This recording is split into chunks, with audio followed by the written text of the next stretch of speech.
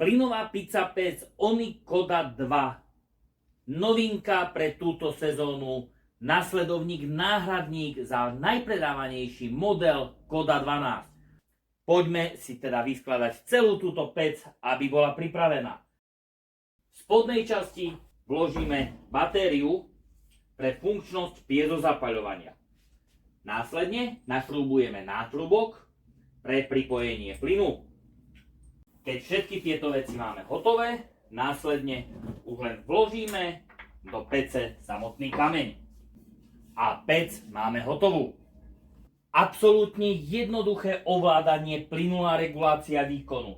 Stačí regulačný ventil zatlačiť a otočiť, nabehne piezoelektrické zapaľovanie, pustí sa plyn a nabehne krásny plameň.